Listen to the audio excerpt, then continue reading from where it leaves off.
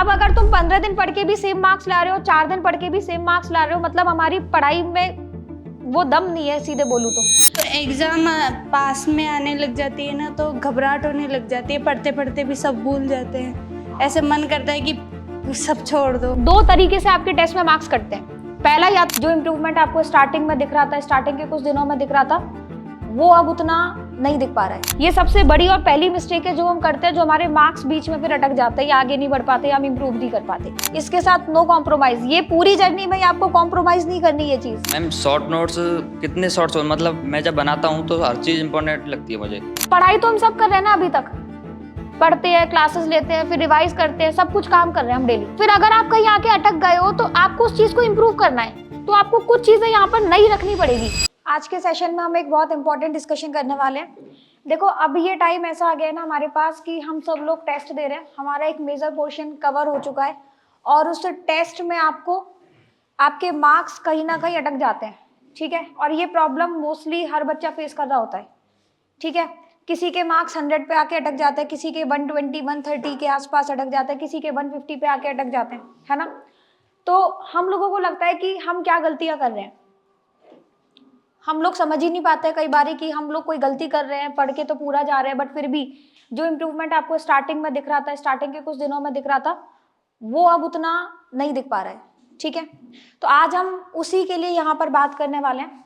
हम लोग बात करेंगे नेक्स्ट 90 डेज में आपका किस तरीके का प्लानिंग होनी चाहिए जिससे एटलीस्ट आप केमिस्ट्री में तो 150 प्लस स्कोर कर पाओ, ठीक है। केमिस्ट्री की वजह से आपका सिलेक्शन रुकना नहीं चाहिए, होना चाहिए, है ना। उसके बारे में हम यहाँ बात करेंगे। देखो, पहली बात तो क्लियर है, अब मैं यहाँ पर कुछ ऐसा नहीं बताने वाली हूँ कि 90 डेज में आप पूरी केमिस्ट्री पढ़ सकते हो डे 1 से, मतलब स्टार्टिंग से नहीं। केमिस्ट्री 90 डेज में आप कैसे पॉलिश कर सकते हो, हम उसकी बात करेंगे, प्रैक्टिकल चीज़ों की बात करेंगे यहाँ पर, ठीक है। तो मतलब पूरा ध्यान से सुनना इस चीज़ को, क्योंकि हम यहाँ पर अपने 90 डेज को ना 15-15 डेज के स्लॉट में बांटेंगे, ठीक है। और किस टाइम पर आपको क्या फोकस करना चाहिए जिससे आपका और अच्छा इंप्रूवमेंट हो, उसकी बात करेंगे। समझ आ रही है ना। तो सबसे पहले तो हम यहाँ पर किस चीज़ के लिए बात कर रहे हैं कि नेक्स्ट 90 डेज आप कैसे केमिस्ट्री को और अच्छी पॉलिश कर सकते हो, जिससे कहीं पर अगर आपका स्कोर स्टक हो चुका है तो उसको आप इम्प्रूव करके 150 प्लस तक जा सको। समझ आ रही है बात। तो यहाँ बात करते हैं हम।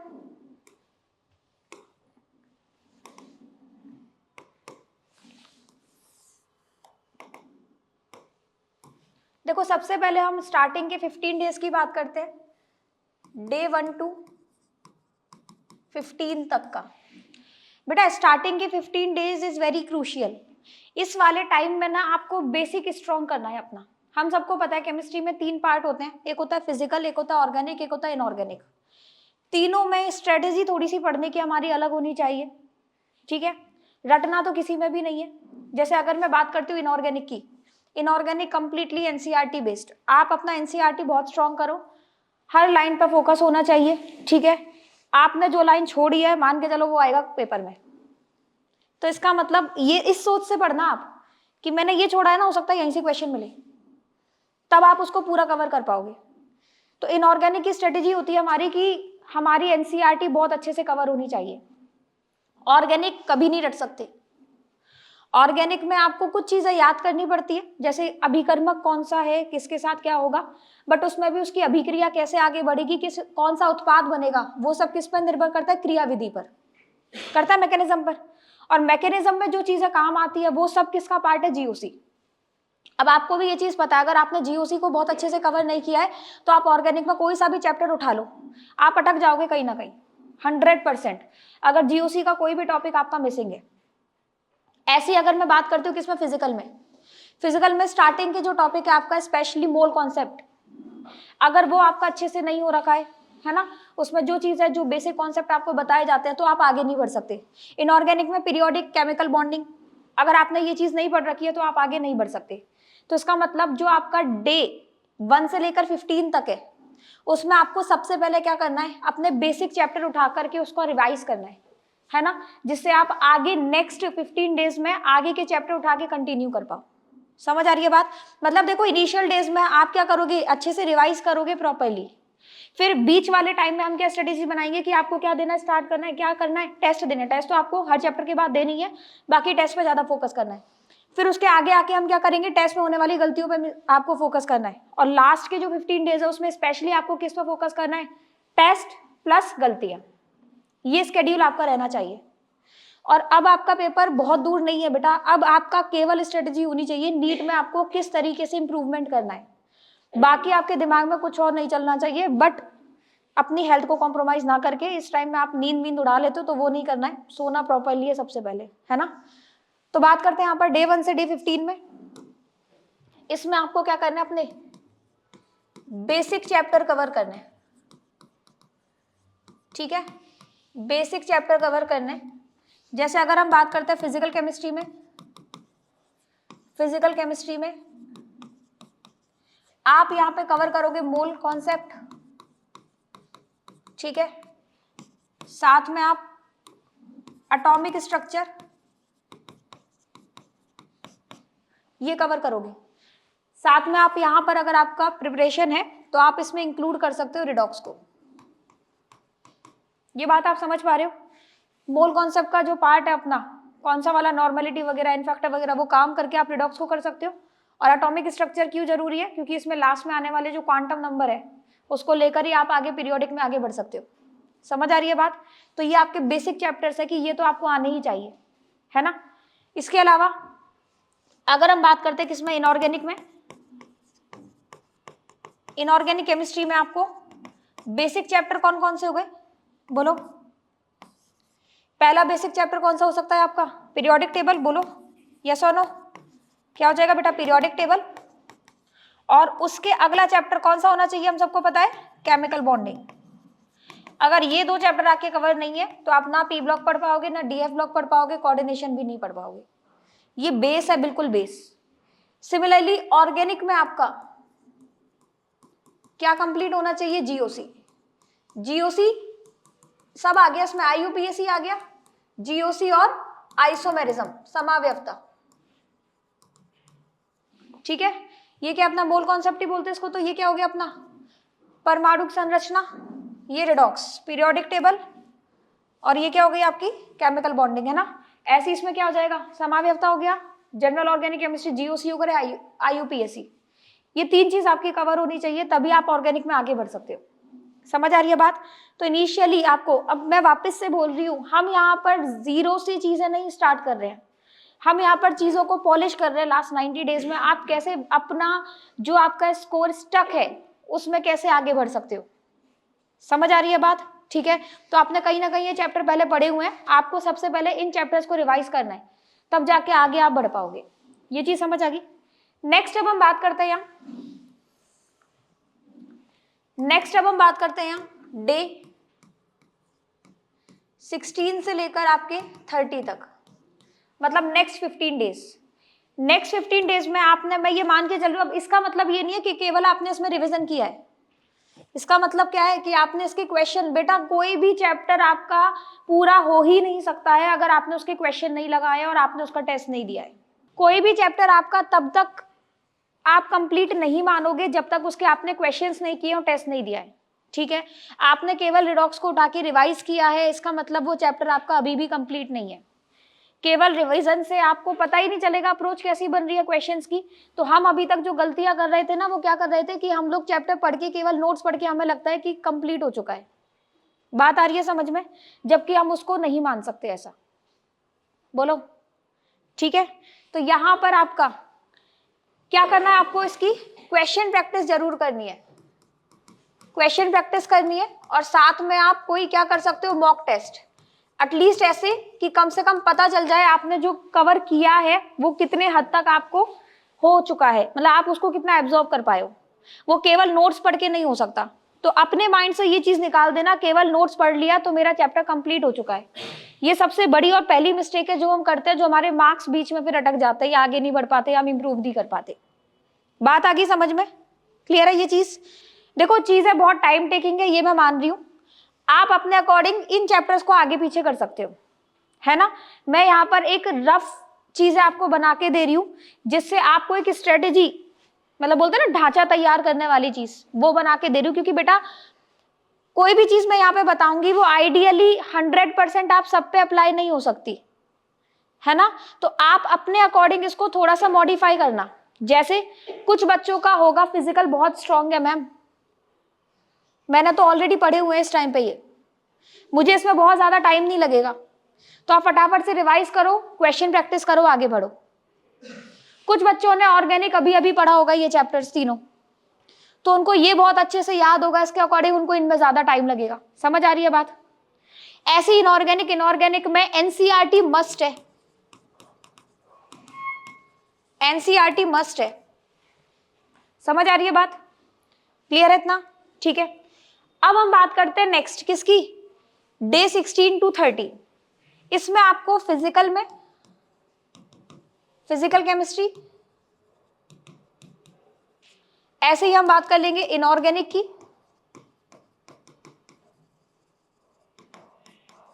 ठीक है, और ऑर्गेनिक केमिस्ट्री। इन तीनों के नेक्स्ट चैप्टर्स उठाने।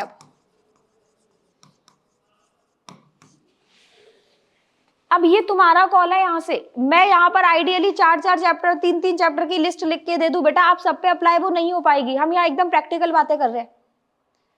मैंने यहाँ लिख दिए 3-3 चैप्टर अगले, तुम कर ही नहीं पा रहे हो उस चीज को, परेशान हो जाओगे और आगे फॉलो नहीं करोगे।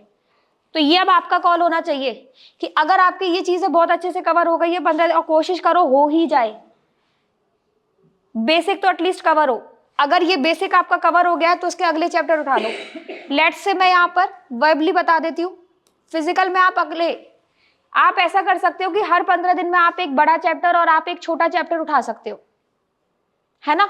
उससे क्या हो जाएगा, हमको लगेगा भी कि हमने अगले 15 दिनों में क्या कर लिए, फिजिकल के 2 चैप्टर कर लिए। अपने सबकॉन्शियस माइंड में पता नहीं क्यों पर वो नंबर के साथ ज्यादा खेलता है, उसको अच्छा लगता है, अरे 2 चैप्टर हो गए, अच्छा, और 12 घंटे पढ़ लिए, पढ़े चाहे कुछ नहीं है। समझ आ रही है बात। तो वो वाली बात है। तो आप इसमें अपने अकॉर्डिंग क्या कर सकते हो, यहाँ पर कॉम्बिनेशन बना सकते हो। फॉर एग्जाम्पल आपने अभी अभी मोल कॉन्सेप्ट पढ़ा है, आप फटाफट से किसको कवर कर सकते हो, यहाँ पर सोल्यूशन को कर सकते हो ना। सोल्यूशन को आप बहुत आराम से कवर कर सकते हो, बहुत सारा पार्ट इसका मोल कॉन्सेप्ट जैसा ही है, बोलो। तो सोल्यूशन बड़ी आसानी से और बड़ी जल्दी कवर हो जाएगा आपका।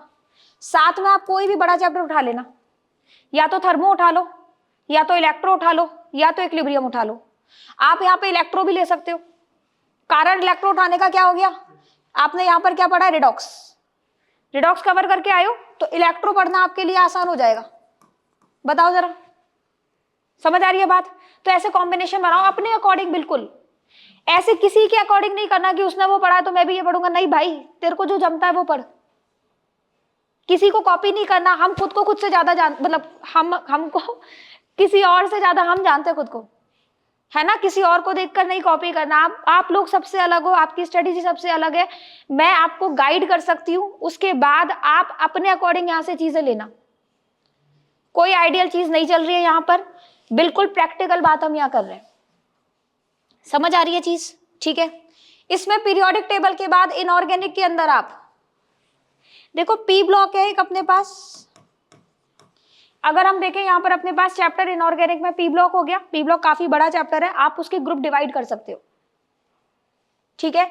डीएफ ब्लॉक, कोऑर्डिनेशन, ये सारी चीजें अपने पास है ना। मेजर चैप्टर की मैं अगर यहाँ बात करूं, कोऑर्डिनेशन वेरी इंपॉर्टेंट, समझ आ रही है। डी ब्लॉक आप जल्दी कवर कर सकते हो। पी ब्लॉक के कुछ ग्रुप डिवाइड कर लो, जैसे तुमने ग्रुप 13 और 14 इसमें पढ़ लिया, है ना।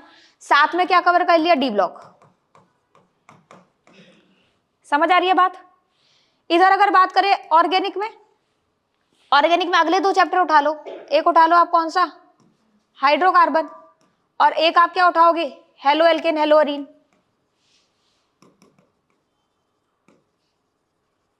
अब इसके साथ काम क्या करना है आपको ऑर्गेनिक में। ऑर्गेनिक में जब आपने कोई चैप्टर पढ़ लिया उसके शॉर्ट नोट्स बना लेना। शॉर्ट नोट्स का मतलब क्या हो गया, हर रिएक्शन आनी चाहिए। रिएक्शन के दौरान आपने मैकेनिज्म पढ़ते हो, मैकेनिज्म के बाद आप उसके कुछ इंपॉर्टेंट पॉइंट लिखते हो ना, तो वो इंपॉर्टेंट पॉइंट के साथ आप नोट कर लो। समझ आ रही है बात। मतलब रीजन ना लिख करके सारी चीजें, कई बार अपने पास बहुत सारे एक्सेप्शनल ऑर्डर आते हैं, जैसे डाइपोल मूवमेंट आ जाता है मिथाइल हैलाइड का, है ना। तो वो चीज है, वो सारी चीजें आपको नोट करके क्या कर लेना है, शॉर्ट नोट्स बनाने। किसके, ऑर्गेनिक के। हर चैप्टर के बाद ही इसके क्या करने हैं, शॉर्ट नोट्स। क्योंकि ऑर्गेनिक अपने आप में बहुत वास्ट है। लास्ट में आप क्या करोगे, उन शीट्स को रिवाइज करोगे, पर शॉर्ट नोट्स में आपका सब इंक्लूड होना चाहिए। मतलब मैकेनिज्म के इंपॉर्टेंट पॉइंट्स, पूरी मैकेनिज्म ना सही, अगर समझ आ रही है बात, साथ में कौन सा अभिकर्मक के साथ क्या मिलके क्या बनाएगा, और जितने भी एक्सेप्शनल अपवाद के साथ जो ऑर्डर या क्रम आपके पास है वो सारे एटलीस्ट। या आप क्या करोगे बेटा, इनके क्वेश्चंस करोगे, आप इनके क्वेश्चन करोगे ना, आप साथ में क्या करोगे, एक नोटबुक बनाओगे। अपन ऑर्गेनिक में क्वेश्चन करते हो, कई बार हम लोगों को चीजें थोड़ी सी अलग मिलती है, अपने क्रम से अलग मिलती हैं चीजें, तो वो उस नोटबुक में आप वो क्वेश्चन से रिलेटेड जो भी आपको नया कॉन्सेप्ट मिलेगा, नई अप्रोच मिलेगी, वो आप उसमें नोट करोगे सभी के लिए। समझ आ रही है बात? देखो पढ़ाई तो हम सब कर रहे हैं ना, अभी तक कर रही हो ना, ऐसा तो कुछ भी नहीं है कि हम पढ़ नहीं रहे। अपन डेली पढ़ते हैं, क्लासेस लेते हैं, फिर रिवाइज करते हैं, सब कुछ काम कर रहे हैं हम डेली। फिर अगर आप कहीं आके अटक गए हो तो आपको उस चीज को इंप्रूव करना है, तो आपको कुछ चीजें यहाँ पर नई रखनी पड़ेगी जिससे आपका इंप्रूवमेंट हो सके। तो उसमें आप क्या कर सकते हो कि आपका कोई क्वेश्चन आया, आपको वो अलग चीज लगी, आप उसको लगा के स्टार मार्क करके छोड़ देते हो और उसको आप कभी नहीं देखते, फिर वो तो रह गया ना, जो चीज आपसे एक बार में नहीं हुई, कोई नया कॉन्सेप्ट मिला। तो आप क्या करोगे बेटा, एक कॉपी बनाओगे, उसमें आप उसको, उस अप्रोच को लिख लोगे, उस क्वेश्चन को लिख लोगे। समझ आ रही है बात? ठीक है ना, आप उसको क्या करोगे, उस क्वेश्चन को वहां पे नोट डाउन कर लोगे। एटलीस्ट ये काम आपको किस में करना है, ऑर्गेनिक के अंदर करना है, या फिजिकल में कोई आपको नया अप्रोच मिल गई उस दौरान करना है। समझ आ रही है बात? ठीक है, तो यहां पर क्या करोगे, यहां से आप अपनी एक कॉपी नहीं बनाना स्टार्ट करोगे, वहां पर न्यू अप्रोचेस वाले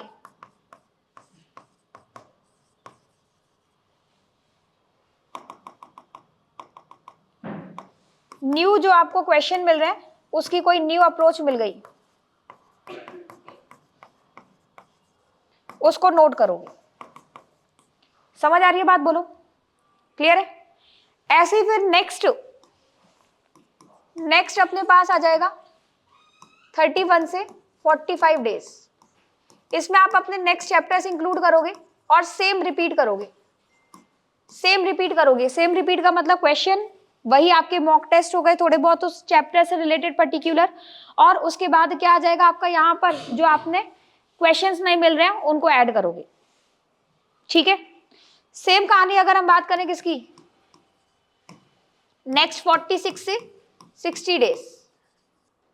मतलब ये सारी चीजें अपन क्या कर रहे हैं, अब आपका क्या करना है, आपको सिलेबस यहां पर करना है, सिलेबस रिवाइज करते जाना है जैसे जैसे हम बात कर रहे थे। ठीक है, अब आपका मेजर पोर्शन या कवर हो जाएगा, मेजर पोर्शन आपने कवर कर लिया। अब हम बात करते हैं नेक्स्ट 61 से लेकर 75 तक, और साथ में डे 76 से लेकर 90 डेज तक। ये दोनों पार्ट बहुत क्रूशियल होने वाले हैं आपके लिए। कैसे? इनमें अब आपको क्या करना है, वापस से प्रीवियसली रिवाइज्ड जो आपके चैप्टर्स है उनके क्या करने, टेस्ट देने। अभी तक आप कैसे कर रहे थे, यहां पर test particular chapter wise test दे रहे थे, है ना। यहां पर आपको प्रीवियसली रिवाइज चैप्टर को वापस से क्या करना है, रिवाइज करना है, और उसका क्या कहते हैं, टेस्ट अब दोगे आप पार्ट सिलेबस का। मतलब 2-3 चैप्टर आप पार्ट सिलेबस में आप क्या करोगे, 2 से 3 चैप्टर या 4-5 चैप्टर इस टाइम पे आपको क्या करना है, 4-5 चैप्टर का क्या करना है, टेस्ट देने स्टार्ट करने। समझ आ रही है बात? इसके क्या करने हैं आपको, टेस्ट देने स्टार्ट करने। और टेस्ट देना मैं हर बार बोलती हूँ आपका तब तक पूरा नहीं माना जाएगा जब तक आपने टेस्ट देने के बाद हुई गलतियों को अपनी नोटबुक में नहीं लिखा है और टेस्ट का एनालिसिस नहीं किया है। टेस्ट कंप्लीट ही नहीं है कब तक, यहाँ पे टेस्ट एनालिसिस तो आपको हर चैप्टर के बाद करना ही करना है। 2 कॉपी नहीं बनेगी, इसकी भी एक कॉपी नहीं बननी चाहिए जिसमें आपके जो भी कॉन्सेप्ट, सिली मिस्टेक स्पेशली जो आप गलत करते हो। मैं हमेशा बोलती हूँ, देखो आपके अगर मार्क्स छोड़ के आए हो, आपके पास 2 तरीके से आपके टेस्ट में मार्क्स कटते हैं। पहला, या तो आपने कोई क्वेश्चन स्किप किया है, स्किप करने का सीधा सा मतलब है तुम तुक्का भी नहीं लगा पाए हो, है ना। मतलब तुम उस कॉन्सेप्ट तक पहुंच ही नहीं पाए हो, मतलब वो कॉन्सेप्ट आपका क्या हो चुका है, वीक है।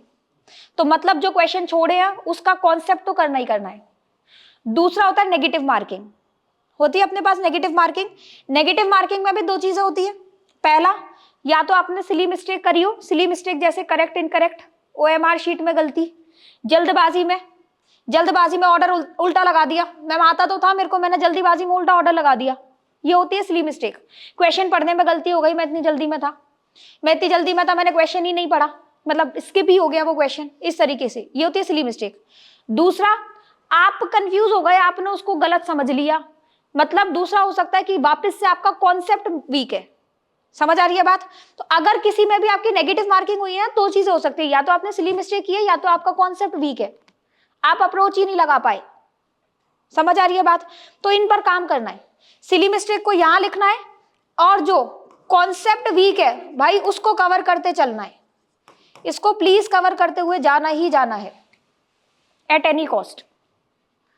मैं मान रही हूँ बेटा बहुत टाइम लगेगा इन चीजों में, टाइम टेकिंग है ये सारी चीजें, लेकिन बहुत बहुत इंप्रूवमेंट होगा। वरना पढ़ तो हम रहे हैं ना, पढ़ाई में तो हमारी कमी नहीं है। इस टाइम पे अगर कोई भी बच्चा सीरियस है तो वो पढ़ाई कर रहा है, अच्छे से पढ़ाई कर रहा है, बट फिर भी आप अगर स्टक हो चुके हो तो आप इन चीजों पर ध्यान दो। बात आ रही है समझ में? ठीक है। अब जो लास्ट आपके 15 डेज है, इसमें पहले तो भाई हेल्थ को प्रायोरिटी देनी है आपको, क्योंकि हमारी नींदें उड़ जाती हैं इसमें। ठीक है, तो सोना तो वही अपने 6 to 7 आवर प्लीज, इसके साथ नो कॉम्प्रोमाइज। ये पूरी जर्नी में आपको कॉम्प्रोमाइज नहीं करनी ये चीज। Health is wealth. जब बीमार हो जाओगे गलती से अगर, तो पढ़ोगे कैसे फिर? समझ आ रही है बात? तो खाने पीने में और इन चीजों में तो कोई कसर ही नहीं छोड़नी हमें। ऐसा नहीं सो ही रहे हैं मैडम, आपने तो समझाया था। ठीक है, ये रेस्ट आपकी बॉडी को मिलना ही चाहिए। लास्ट 15 डेज में हम इतना पैनिक कर जाते हैं कि चीज हमारे हाथ से, हमें लगता कुछ नहीं हुआ कुछ नहीं हुआ, जबकि तुम खूब पढ़ के आए हो, और सबके साथ जो तुम फील कर रहे हो वो हर एक बच्चा फील कर रहा है। बस ये बात याद रखना, टॉपर को भी नहीं पता होता वो टॉप करेगा, वो भी तुम्हारे जैसे घबराए डोलता है। समझ आ रही है बात? है ना? तो आपको इन चीजों में तो बिल्कुल कॉम्प्रोमाइज नहीं करना, बिल्कुल भी पैनिक नहीं करना है, बिल्कुल भी पैनिक नहीं करना है। आपने पूरी जर्नी में खूब पढ़ाई की है, इस दौरान आपको ऐसा लगेगा तुम्हें कुछ नहीं आता, पूरे टाइम ऐसा लगता रहेगा अरे ये भी भूल गया ये भी भूल गया। किसी ने गलती से क्वेश्चन पूछ लिया, उस टाइम पे नहीं याद आया, फिर तो दिन ही खत्म हो गए हैं। दिन नहीं खत्म हो गया, दिन ही खत्म हो गए हैं। पता नहीं पैनिक करते करते कॉन्फिडेंस लो हो जाएगा। तो इन सब चीजों में तो पढ़ना ही नहीं है। तो ये लास्ट 15 डेज में सबसे इंपॉर्टेंट तो पहले ये है कि आपको पैनिक नहीं करना है, प्रायोरिटी देनी है अपनी हेल्थ को। टेस्ट आपको डेली टेस्ट देना है, डेली टेस्ट देना, डेली। देखो आप ना अब आपको ना अपना माइंडसेट बनाना पड़ेगा। आप समझो, आप नीट का पेपर देने गए, है ना, आपके पास कितने 180 मिनट्स हैं, उस टाइम पे आपके पास क्वेश्चंस आए हैं, और वो क्वेश्चन मोस्टली आपको नहीं दिखेंगे उसमें। हाँ, कॉन्सेप्ट हो सकता है, अप्रोच हो सकती है, डेटा नया होगा, चीजों को पूछने का तरीका नया होगा। सही बात है क्या? वहां पर अगर आप पहली बार इस चीज से जूझोगे तो आपका माइंड चीजों को कैप्चर ही नहीं कर पाएगा। तो आपको उसको एक हैबिट डालनी पड़ेगी। आखिरी 15 दिन में डेली उसके सामने एक पेपर रखोगे, तुम उसके सामने सब कुछ नया रखोगे, उसको वो हैबिट डलेगी कि 2 से 5 में उसको यही काम करना है। समझ आ रही है बात? तो उसको कुछ भी नया क्या नहीं लगेगा, नीट वाले दिन लगेगा ही नहीं। तुम उठ के सीधे ही नीट का पेपर, हम तो सीधे ही वही टेस्ट दूंगा मैडम, मैं तो होगी जो देखी जाएगी। भाई नहीं देखा जाएगा, मैं बता रही हूँ, जो होगा फिर देखा ही नहीं जाएगा। तो हमारे माइंड को पहले हमें क्या करना पड़ेगा, यहाँ पे ट्रेंड करना पड़ेगा। लास्ट के 15 दिन आप इसके एक्टिविटीज को और पहले भी कर सकते हो, अप टू यू। जितने टेस्ट दोगे तुम्हें फायदा ही होने वाला है। समझ आ रही है बात? तो लास्ट 15 दिन तो बहुत ज्यादा क्रूशियल है कि आपको डेली एक टेस्ट पेपर लिखना ही लिखना है। और लास्ट में तो आपको कैसे टेस्ट देना है, यहाँ पर फुल सिलेबस। मतलब क्या है कि 90 डेज की स्ट्रेटेजी में कोशिश करना यहां तक आपका सिलेबस कंप्लीट हो जाए। मतलब इससे भी पहले, ये तो मैं रिवीजन के साथ बात कर रही हूँ, विद रिवीजन। ये तो विद रिवीजन है कि आपने यहाँ पर मल्टीपल रिवीजन कर रहे हैं। इनऑर्गेनिक में एट एनी कॉस्ट आपको एनसीईआरटी पढ़नी है। ठीक है, ऑर्गेनिक के अंदर देखो बाकी आपकी सुविधा है, लेकिन मैं सजेस्ट करूंगी शॉर्ट नोट्स बनाओ। अब शॉर्ट नोट्स में मैकेनिज्म छोड़ के मैं कभी नहीं सजेस्ट करती इस चीज को। समझ आ रही है बात? वो काम करना है। फिजिकल में आपके कॉन्सेप्ट तो लगेगा ही लगेगा, लेकिन फॉर्मूला आपको, कोई आपने क्वेश्चन देखा, आपके दिमाग में तुरंत फॉर्मूला स्ट्राइक करना चाहिए, तभी आप आगे अप्रोच पे बढ़ पाओगे। और वो किससे होगा? मल्टीपल टाइम्स आप रिवाइज करोगे उससे।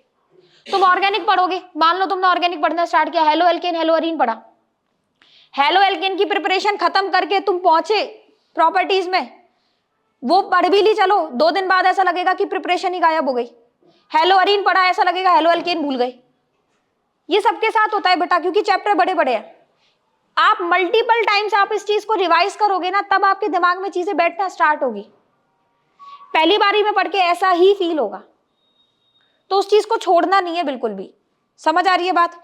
तो हम लोगों ने अभी, अगर हम मोटा मोटा हम इसकी बात करें, जो हमारी 90 डेज स्ट्रेटेजी है,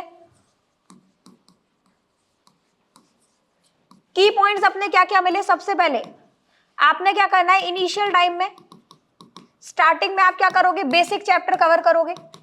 समझ आ रही है बात? बेसिक चैप्टर क्या करना है, कवर करना है। उसके बाद आप किस पे, अपना सिलेबस जो है उसको कंप्लीट करने पर फोकस करोगे, है ना। सिलेबस आपको कंप्लीट करना है, और किसके साथ कंप्लीट करना है वो सिलेबस? एट एनी कॉस्ट आपको क्वेश्चन तो करने ही करने हैं, प्लस टेस्ट करना है, प्लस टेस्ट देना है। आपकी 2 नोटबुक बनने वाली है, यहां पर बोलो। पहली में आप क्या लिखोगे, यहां पर जो आपको न्यू क्वेश्चन या न्यू अप्रोच मिली है, एकदम ऐसी जो एकदम ही नई हो गई, कोई कॉन्सेप्ट नया मिल गया, कॉन्सेप्ट इन द सेंस कोई डेटा वगैरह नया मिल गया, ठीक है। दूसरी नोटबुक में आप क्या लिखने वाले हो, मिस्टेक्स। कौन सी वाली? टेस्ट एनालिसिस से, ठीक है, जिसमें आपके पास 2 चीजें आएगी, एक आएगी सिली मिस्टेक, और एक जो आपका क्या है, कॉन्सेप्ट वीक है। वीक कॉन्सेप्ट को क्या करना है, फिर से रिवाइज करना है। क्या करना है? फिर से पढ़ना है। बताओ जरा, बात आ गई समझ में? लास्ट 15 to 20 डेज क्या करोगे आप? डेली टेस्ट लिखना है, डेली। स्टार्टिंग में आप पार्ट सिलेबस के दे सकते हो, मतलब बहुत सारे चैप्टर को इंक्लूड करके, और लास्ट 10 डेज एटलीस्ट आपको फुल सिलेबस टेस्ट लिखना ही लिखना है। समझ आ गई बात? और टेस्ट देने के बाद ये काम हमेशा करना है, बार बार नहीं रिपीट करूंगी। इतनी बात क्लियर है? नेक्स्ट हम लोग क्या बोल रहे हैं यहां पर,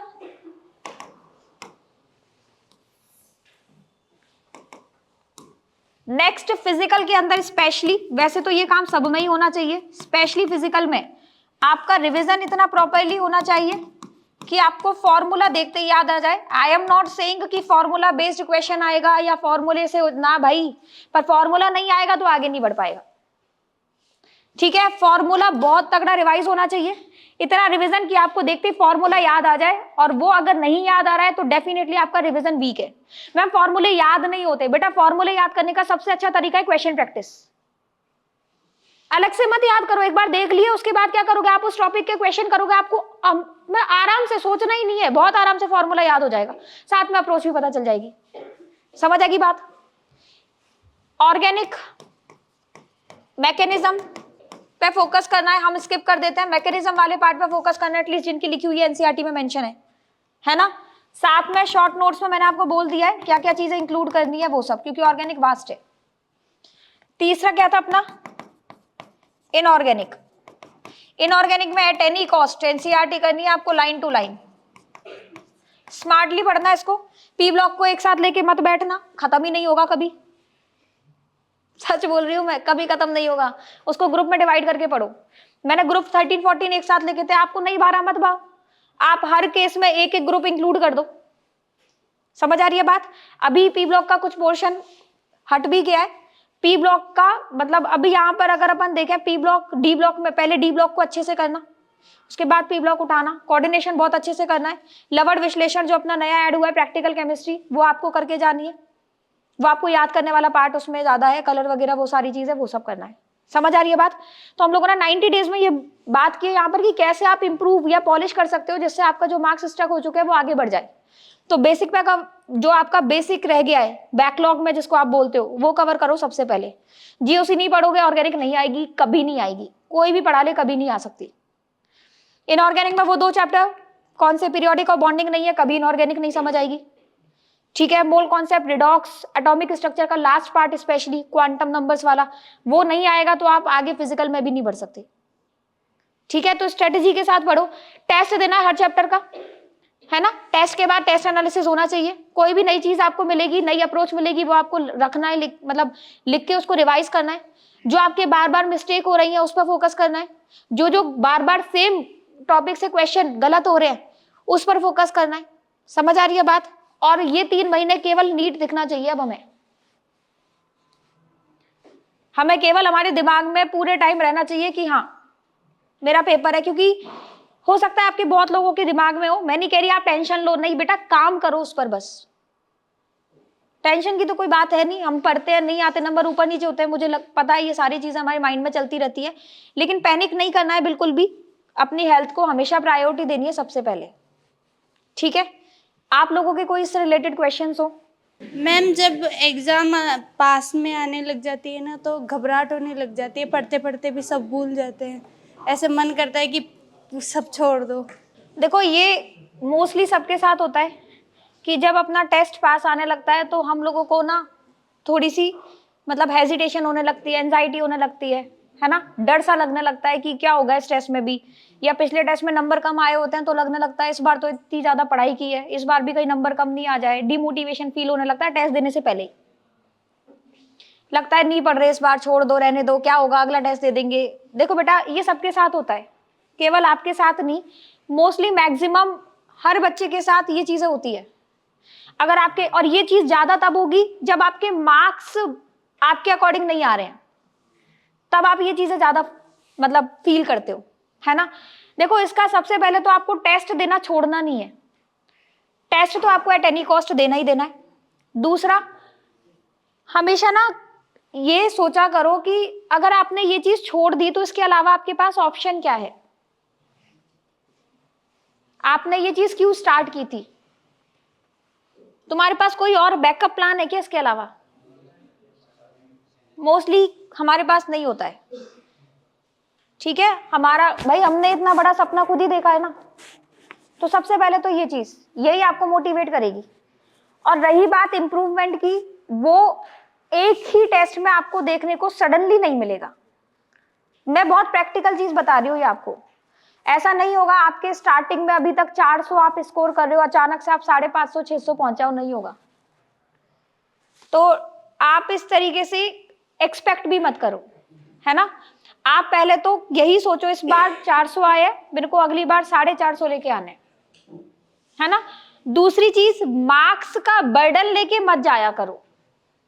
अगर आप बहुत ज्यादा फील कर रहे हो ये कि मार्क्स कैसे आएंगे, कम आएंगे, ज्यादा आएंगे, वो चीज दिमाग से निकाल दो। अगर मार्क्स की वजह से सोच करके ऐसा डिमोटिवेशन फील हो रहा है तो आप केवल ये सोच के जाया करो कि इस बार मैंने पिछली बार से ज्यादा मेहनत की है। बाकी लोगों से नहीं, मतलब अपने से, कि मैंने इस बार पिछली बार से ज्यादा मेहनत किया। मैं चेक करती हूँ कि इस बारी मैं कितना इंप्रूव कर पा रही हूँ, या अगर इंप्रूव नहीं कर पा रही हूं तो मेरे को पता तो चले कि मैं कहां अटक गई। इस माइंडसेट से अगर आप जाओगे ना, चेक करने के पर्पज से, किसी और को मतलब नहीं है। हम लोग कई बार डिमोटिवेट हो जाते हैं कि घर पे हम लोग मार्क्स बताएंगे, घर वालों से डांट पड़ेगी, या वो मेरे से मार्क्स पूछेगी, मैं उसको क्या जवाब दूंगी। बेटा, बाकी लोगों से नहीं, आप खुद में इंप्रूव कर पा रहे हो क्या? सबसे पहला क्वेश्चन खुद से होना चाहिए हमेशा, कि आप खुद में से पूछो, लास्ट टाइम से ज्यादा आपने इंप्रूव किया क्या इस बार? अगर आंसर यस है तो आप बहुत सही जगह पे जा रहे हो, फिर आपको दूसरों से कोई मतलब नहीं है। हम लोग दूसरों से कंपेयर नहीं करने चाहिए कि उसके तो 650 नंबर आ रहे हैं, मैं तो अभी 450 पर ही हूं। बेटा, तुम्हें क्या पता उसने कितनी मेहनत पहले से कर रखी हो। सबका देखो ना तो IQ सेम होता है, हर कोई बच्चा हर चीज में बहुत परफेक्ट नहीं होता। अगर वो यहाँ पर अच्छा कर रहा है, तुमको ऐसा लग रहा है कि वो तुमसे यहाँ बेटर कर रहा है, हो सकता है वो तुमसे बहुत पहले से ये चीज कर रहा हो, और आप ये चीज अभी करना स्टार्ट किए हो, तो अचानक से चीजें आपके फेवर में नहीं होगी। पर पहले के रिस्पेक्ट में अगर आप इंप्रूवमेंट पे हो तो डेफिनेटली आप सही जगह जा रहे हो। एंजाइटी होना बहुत नॉर्मल बात है, पर उसको कैसे अपन कवर कर सकते हैं कि आप यही सोच के जाओ मैंने कितना इंप्रूव किया है, मेरे को ये देखना है, जिससे मैं आगे और इंप्रूवमेंट कर पाऊं। होगा नहीं होगा, सिलेक्शन होगा, मार्क्स कितने आएंगे, ये सब आपको अपने माइंड से निकालना पड़ेगा। समझ आ रही है बात? ठीक है, और दूसरों से आपको कभी भी खुद को मतलब कंपेयर नहीं करना। हेल्दी कंपटीशन होना चाहिए, बट ऐसा नहीं उसके तो इतने मार्क्स आ रहे हैं, मेरे तो बढ़ ही नहीं रहे हैं, मैं उसको क्या जवाब दूंगी। खुद को जवाब दे रहे हो ना। हम लोग खुद के सामने सच होना मतलब सही होने चाहिए कि मैंने खुद से ज्यादा पहले से ज्यादा इंप्रूव किया है तो ठीक है, इसके लेवल पर नहीं, मैं तो अपने अकॉर्डिंग आगे बढ़ूंगी और अपनी सीट लेके जाऊंगी। ये आपके दिमाग में होना चाहिए, और ये पूरी जर्नी के दौरान आपके काम आने वाली चीज है। ठीक है, नेक्स्ट किसी और का कोई डाउट? मैम शॉर्ट नोट्स कितने शॉर्ट्स मतलब मैं जब बनाता हूँ तो हर चीज़ इंपॉर्टेंट लगती है मुझे। नोट्स जब देखता हूँ तो ऐसा लगता है ये भी इंपॉर्टेंट है, ये भी लिख लेना चाहिए, ये भी है। कैसे बनाते हैं? देखो शॉर्ट नोट्स में ना, आप ये बात बिल्कुल सही है, हमको ऐसा लगता है कि यार ये चीज भी इंपॉर्टेंट है, ये भी बताई थी तो इससे भी क्वेश्चन आ गया तो कहीं इसको छोड़ दूं, यही नहीं मेरे 4 नंबर ले जाए, ये चीज हमारे माइंड में आती है। देखो शॉर्ट नोट्स में ना आप फ्लो चार्ट के फॉर्म में चीजें लिखना स्टार्ट कर दो। मतलब मान लो किसी टीचर ने पूरी लाइन लिखवाई है कि जैसे अपन SN1 में अपन बात करते हैं कि रिटेंशन इन्वर्जन पूरा, तो वो सारी चीजें आपको थ्योरी में लिखवाई, आप उसको शॉर्ट में बना के, तूने SN1 लिखी, उसके सामने एरो डाल के 4-5 पॉइंट लिख दिए, तेरी SN1 वहां पे कंप्लीट हो गई। तो जिस SN1 के लिए तूने पूरा पेज भरा था ना, वो SN1 इतनी सी जगह पे आ गई। तो छोड़ना आपको कुछ नहीं है, मैं यही समझा रही हूँ। शॉर्ट नोट्स में बिल्कुल सही बात है, सब कुछ आपको सेम लगता है, लेकिन जैसे मान लो कोई कॉन्सेप्ट हुआ, इक्विलिब्रियम का कोई चैप्टर अपन ने किया कवर, मतलब सॉरी इक्विलिब्रियम का कोई टॉपिक हमने कवर किया, मान लो सॉल्युबिलिटी प्रोडक्ट कवर किया हमने, विलेयता गुणनफल, है ना, उससे रिलेटेड अपन को याद है बेटा KSPS के लिए अपन लोग बहुत सारे एग्जाम्पल लिखते हैं, तो तू वो सारे एग्जाम्पल स्किप कर दे। क्या लिखेगा? फॉर्मूला लिखेगा, उसके अलावा कुछ नई चीज, कॉमन आयन उसमें फिर, है ना, समायन प्रभाव की वजह से जो फर्क पड़ेगा वो लिखेगा फिर तू। समझ आ रही है बात? मतलब शॉर्ट नोट्स में एक तो केवल फॉर्मूले बेस्ड जो क्वेश्चन होते हैं जिसमें कोई अलग सी अप्रोच नहीं होती है, वो सब स्किप करना है तेरे को। पहली बात समझ आ गई। दूसरा, चीजों को ना अपने हिसाब से शॉर्ट में लिखना है। मतलब किसी में अपन पूरी इंग्लिश हिंदी में पूरी लाइन लिखते हैं ना, 2-3 लाइन, उसको केवल और केवल तेरे को लिख के छोड़ना है कि जैसे अपन ने बोला ध्रुवीय में ही क्या होता है, यहाँ पर घुलनशील होता है, और उसके लिए पूरा लिख दिया, हाइड्रोजन बॉन्डिंग होनी चाहिए, ये होनी चाहिए, ये टूटनी चाहिए, पूरा वो नहीं लिखेगा। तो यहाँ पे क्या लिखेगा? पोलर, दूसरा लिखेगा हाइड्रोजन बॉन्डिंग, तीसरा लिखेगा जल में घुलनशील। तो चीजें तो सारी लिखेगा, लेकिन किस में लिखेगा? उसको फ्लो चार्ट के फॉर्म में शॉर्ट में लिख देगा। बेंजीन की अभिक्रियाएं हो गई ESR वाली, उसमें अपन पूरा लिखते हैं, अब तू उसको फ्लो चार्ट में लिख देगा केवल, क्योंकि तेरे को तो आती है चीजें, केवल फ्लो चार्ट में लिख दिया। फिनॉल की अभिक्रिया में अपन लिखते हैं फ्रीडल क्राफ्ट नहीं होती, वहां पूरा रीजन वगैरह दे दिया, तो केवल उसमें तूने एक लाइन लिख के छोड़ दी। समझ आ रही है बात? तो हम लोगों को चीजें तो सारी लिखनी है, लेकिन वो फ्लो चार्ट के फॉर्म में लिखनी है, शॉर्ट में लिखनी है। सेम कॉन्सेप्ट पे मल्टीपल क्वेश्चंस जो आपने कर रखे हैं अपने नोट्स में, वो सब नहीं लिखने हैं, है ना, बाकी स्किप कुछ भी नहीं करना। समझ आ रही है बात? इस तरीके से आप, और शॉर्ट नोट्स ऐसा नहीं है कि आपका एक पेज में ही खत्म है तो एक पेज में ही खत्म होना चाहिए, नहीं भाई, 1.5 पेज लग जाए, 2 पेज लग जाए, कोई दिक्कत नहीं है। पर वो ये तो बात मानता है ना, जिस चीज के लिए तूने आधी कॉपी भरी है उस चीज के लिए 10-15 पेज में काम हो जाएगा तेरा शॉर्ट नोट्स में, है ना, 20 पन्ने लिख ले और उसमें काम हो जाएगा। तो अल्टीमेटली इससे तो अपन ने इंप्रूव ही किया है, उसको पढ़ने में बहुत कम समय लगेगा हमें। तो इस तरीके से छोड़ना तो कुछ नहीं है कभी भी, ठीक है।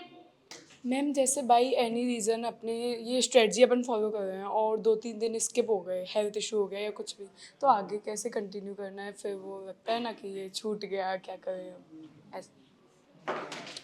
ये बात सही है। देखो मैं जब भी अपना टाइम टेबल बनाती थी ना, मैं उसमें एक दिन हमेशा एक्स्ट्रा लिख के चलती थी।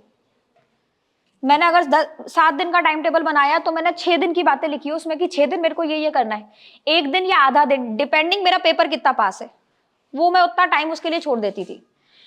अब वो मैं कितना भी सोच लूं कि इस टाइम में मैं नहीं पढ़ाई करूंगी या कुछ भी, मान लो मैंने 1 दिन पूरा छोड़ दिया, 1 दिन पूरा छोड़ा, तो मैं हमेशा क्या करती थी कि इन 6 दिनों में से हमेशा कुछ ना कुछ ऐसा रहता था जो मेरा थोड़ा बहुत रह जाता था, है ना, हम लोग भी इंसान है, मशीन थोड़ी है, मशीन भी खराब हो जाती है, खैर ठीक है। तो कहीं ना कहीं कभी हमारी प्रोडक्टिविटी बहुत हाई होती है, कभी बहुत लो होती है, कभी हम 99% तक एफिशिएंट होते हैं, कभी हम 2% रहते हैं, है ना, पर वो कभी होना चाहिए, डेली नहीं, पहली चीज।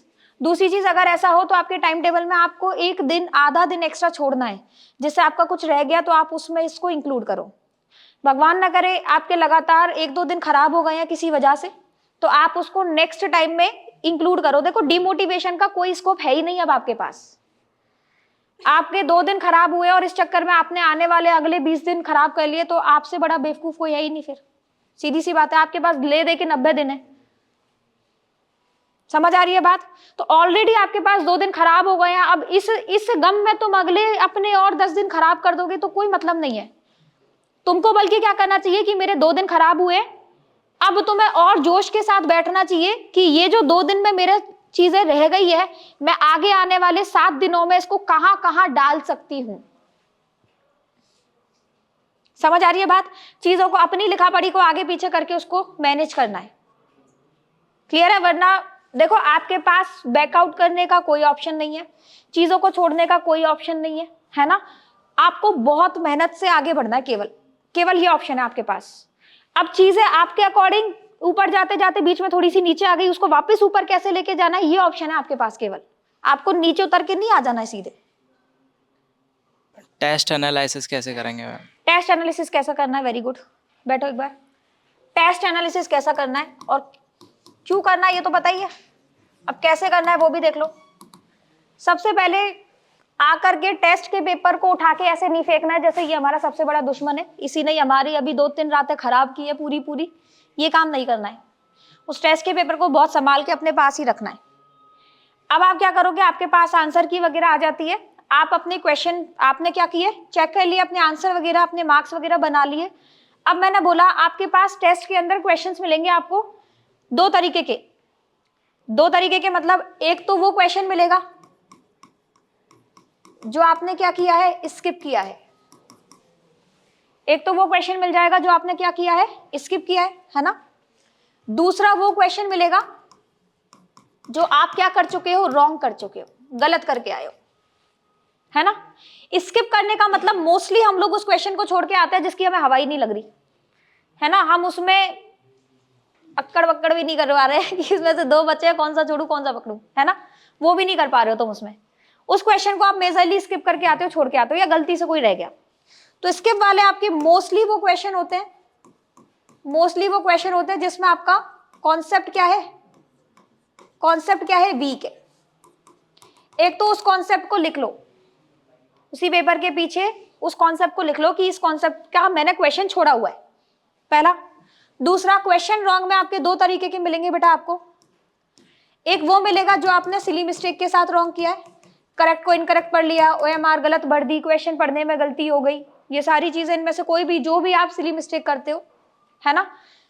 दूसरा हो सकता है फिर से जो आपने कॉन्सेप्ट ही गलत लगा दिया हो, कॉन्सेप्ट ही आपका उसमें क्या हो गया हो, रॉन्ग। वहां से तुम्हें पता चलेगी अच्छा मैंने तो कॉन्सेप्ट ही गलत किया। वो किससे पता चलेगी आपको, जब आप वापस से उस पेपर को उठा के देखोगे, ऐसे थोड़ी पता चलेगा। तो जो कॉन्सेप्ट रॉन्ग है इसका मतलब वो कॉन्सेप्ट आपका क्या है, वीक है। वो कॉन्सेप्ट क्या है आपका, वीक है, वापस से ये काम होगा।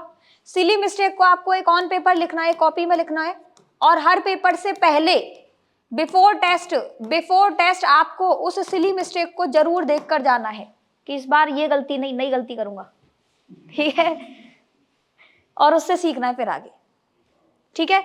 तो ये होता है आपका पेपर एनालिसिस। किसी का और कोई डाउट? मैम जैसे टेस्ट से 1-2 दिन पहले स्टडी कर रहे हैं प्रॉपर टेस्ट के लिए और 15 दिन पहले भी स्टडी कर रहे हैं टेस्ट के लिए, तो मार्क्स दोनों इक्वली आ रहे हैं, उसका क्या है? मतलब तुम्हारा क्वेश्चन ये है कि मान लो हमारा 15 दिन के बाद टेस्ट है ना, तो मैंने आज से पढ़ना स्टार्ट कर दिया, या फिर मैंने उठा के केवल 4-5 दिन पहले से पढ़ना स्टार्ट किया, तो भी नंबर पहले पढ़ लूं तो भी उतने आ रहे, क्या फायदा पढ़ने का, बाद में पढ़ लूं तब भी उतने आ रहे, यही पूछना चाह रहा हूं? इक्वल आ रहे हैं मार्क्स। बेटा मैं यही बताना चाह रही हूँ तुमको। इसका मतलब देखो, अगर तुम स्टार्टिंग के 15 दिन पढ़ रहे हो, या तो तुम फोकस नहीं कर रहे हो उतना प्रॉपरली। देखो अब अगर तुम 15 दिन पढ़ के भी सेम मार्क्स ला रहे हो, 4 दिन पढ़ के भी सेम मार्क्स ला रहे हो, मतलब हमारी पढ़ाई में वो दम नहीं है, सीधे बोलूं तो। हम लोग प्रॉपरली चीजों को सीक्वेंस में नहीं कर रहे, हम केवल अपने माइंड को बताने के लिए कि हाँ भाई मैंने तो 15 दिन पढ़ाई की है, पढ़ रहे हैं। 2 तरीके से पढ़ाई होती है, एक 12 घंटे वाली पढ़ाई, एक आज तो मैंने ये टॉपिक कंप्लीट कर लिया वो वाली पढ़ाई। दोनों में फर्क समझ आ रहा है? 12 घंटे वाली पढ़ाई का मतलब दिन के, मैंने मान लो तुम खुद को बोल रहे हो भाई आज तो 8 घंटे पढ़ाऊं, भाई आज तो 8 घंटे पढ़ाऊं, वो केवल खुद के सेटिस्फेक्शन के लिए। और एक मैं अपने दिमाग में बैठा रही हूँ यार थैंक गॉड आज तो मैंने ये चैप्टर कवर कर लिए, मतलब मैंने एक्चुअल में पढ़ाई की है। इन दोनों चीजों में फर्क है। केवल आप अगर उसमें घंटे ही गिनते रह जाओगे कि इतने घंटे पढ़ना है, इतने घंटे पढ़ना है, तो चीजें खराब होगी। जैसे तुम दिन गिन रहे हो, है ना, तो दिन के अकॉर्डिंग नहीं पढ़ना है आपको। आपके टेस्ट का शेड्यूल आ गया, आप टाइम टेबल बनाओ, उसमें आप टॉपिक लिखो कि मेरे को इतने टाइम में ये टॉपिक करना है, इतने टाइम में ये टॉपिक और उसका फिर क्वेश्चन करने। मुझे शायद ऐसा लगता है तुम क्वेश्चन प्रैक्टिस करते थे ज्यादा 15 दिन में जब पढ़ाई कर, क्वेश्चन प्रैक्टिस कितनी और उसका एनालिसिस, या बेटा क्वेश्चन प्रैक्टिस बढ़ा, टाइम के साथ क्वेश्चन प्रैक्टिस कर। जब तू घर पे भी क्वेश्चन करता है ना, बिल्कुल घर पे अपन क्वेश्चन वैसे करेंगे जैसे अपन नीट में क्वेश्चन या पेपर में क्वेश्चन करते हैं। टेस्ट में हम कैसे क्वेश्चन करते हैं कि आप एक बारी में केमिस्ट्री के 45 क्वेश्चन करते हो, है ना, और घर पे हम कैसे क्वेश्चन करते हैं, सही है गलत है, अरे यार, अरे यही तो होना था, मैं भी ना। बात आ रही है समझ में? कहने का मतलब आप घर पे हर 2-3 क्वेश्चन के बाद या हर क्वेश्चन के बाद आंसर की में से मैच करते हो और अपना आंसर तुरंत चेंज कर लेते हो। अरे भाई यही तो होना था। समझ आ रही है? ये काम नहीं करना, आपको सेम स्ट्रेटेजी फॉलो करनी है। 45 क्वेश्चन के बाद लगा करके अपना आंसर चेक करने हैं, पहली चीज। दूसरा, फिजिकल में हम क्या करते हैं, अरे ये तो हो जाएगा, इसमें क्या है, ये तो केवल फॉर्मूला लगने वाला बात है, ये तो वही हो जाएगा। नीट में कैसे करोगे, कैसे करोगे कि आपने फॉर्मूला लिखा, पूरा सॉल्व करा, लास्ट तक आंसर लेकर आए, तब जाके टिक करा। तो फिजिकल के क्वेश्चन में फॉर्मूला लगा के लास्ट तक आंसर लेकर आना है। तीसरी चीज, करते करते टाइम बचाने के लिए कैलकुलेटर कर लिया यूज। कैलकुलेटर करते करते हमारी मैथ्स, वैसे ही हम दूर होते हैं और दूर चल जाते हैं उससे, कैलकुलेशन की हैबिट बिल्कुल खत्म। प्लस माइनस में भी टाइम लग रहा है, तो नीट में कैसे करोगे, कोई कैलकुलेटर मिलेगा क्या? नहीं मिलेगा। वहां आपको जोड़ना घटाना खुद से ही है, डिवाइड खुद से करना है। तो सेम काम आपको घर पे बैठ के करना है। घर पर किसी ऐसी सुविधा का यूज नहीं करोगे जो आपको नीट में नहीं मिलेगी, जो कि कुछ नहीं मिलने वाली, ठीक है। तो घर पे उसी स्ट्रेटेजी के साथ क्वेश्चन किया करो और टाइम लगाया करो कि 1 घंटे में मैंने कितने क्वेश्चन करे, अगले दिन 1 घंटे में मैंने कितने क्वेश्चंस करे। जब टाइम दिमाग में चलता है ना, अरे यार इतना टाइम हो गया, तुम्हारा फोकस रहता है उस चीज पर जब किसी चीज का टाइम लगा होता है। वरना तो रात दिन अपन वही 15 क्वेश्चन लेके बैठे पूरे दिन से, पढ़ाई हमने 8 घंटे की है, पेज हमने पलटे नहीं है 4 भी, ठीक है। तो दोनों चीजों में जमीन आसमान का फर्क है कि मैंने आज 8 घंटे पढ़ाई की और मैंने आज ये 4 टॉपिक कंप्लीट किए। आप टॉपिक के हिसाब से पढ़ना स्टार्ट करो। टाइम तो पर्टिकुलरली बनाना ही पड़ेगा कि मेरे को इस वाले सेक्शन में अपनी पढ़ाई कवर करनी है, उसके बाद टाइम नहीं है, इस बात कोचिंग करता हूँ, क्लास लेता हूँ कि सोता हूँ, जो भी करते हो आप। पर ये नहीं करना कि मैंने तो ये 8 घंटे कॉपी लेके बैठा हूं और फिजिकली तो यहां हूं, मेंटली पता नहीं कहां कहां घुमा है, पूरी दुनिया घुमाते हो तुम। समझ आ रही है बात? ठीक है बेटा, तो देखो जितनी चीजें मैंने यहाँ पे बताई है, आप उसको अपनी जो भी प्रिपरेशन है आपकी, उसमें आप उसको इन्वॉल्व करो, इंक्लूड करो चीजों को, लेकिन अपने अकॉर्डिंग। आंख बंद करके आपको किसी चीज को फॉलो नहीं करना है। पहले अपना टाइम टेबल देखो, आपने कितनी चीजें कवर की है उसके अकॉर्डिंग। पर यहाँ पर जो की पॉइंट्स मैंने लिखे थे, ये चीज है, ये चीज अपनी पढ़ाई में प्लीज प्लीज डाल लेना। बस बेसिक अच्छा रिवाइज होगा, आगे चीजें अच्छी समझ आएगी। टेस्ट जितना अच्छा दोगे, टेस्ट एनालिसिस जितना अच्छा करोगे, वो अच्छा आपके लिए रहेगा। रिवीजन शीट्स होनी चाहिए, फॉर्मूला एकदम बढ़िया रिवाइज होना चाहिए फॉर्मूला शीट के साथ। इसके लिए शॉर्ट नोट्स में सब कुछ होना चाहिए, लेकिन छोड़ना कुछ भी नहीं है। और एनसीईआरटी लाइन टू लाइन, ठीक है। Thank you so much.